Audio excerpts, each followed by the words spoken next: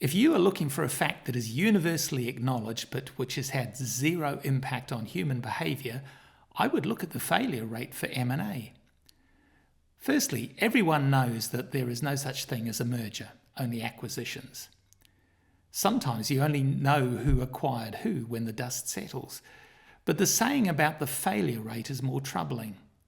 No M&A exercise ever captures more than a fraction of the value that was projected. In other words, yes, things change. Yes, there's now one less player in the market. But no, revenues and profits and shareholder value always fall short of the predictions. And yet, optimism continues to triumph over experience, and people keep doing M&A. Here's what is missing. Maybe occasionally someone has been cooking the books and escaped the eagle eye of the auditors, but that's comparatively rare.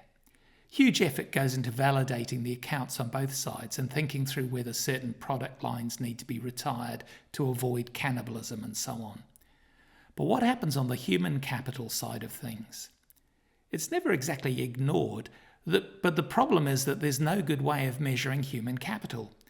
So what actually happens is people meet with people to discuss other people. Maybe it's 2 people in a room, maybe it's 30. But they think they are discussing who needs to be retained and who needs to go. Do you really think anyone ever says, "Oh, I wouldn't keep me, I contribute very little round here"? Of course not. Everyone is fighting for their turf and for at least some of their people. And of course that gets really interesting as that discussion gets closer to the 2 C-suites.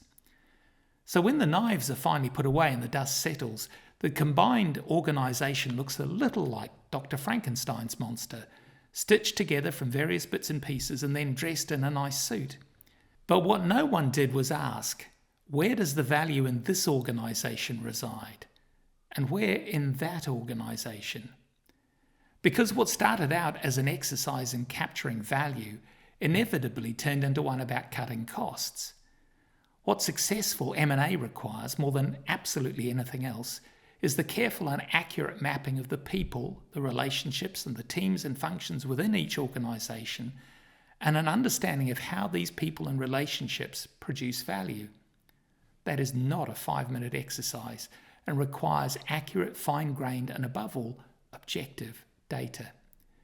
Because if you fail to do this and just break up all those formal and informal networks and jumble people together and tell them it's all for the best, sooner or later the poor monster you create will break out of the office and stagger off down the road, smashing your financial results as it goes.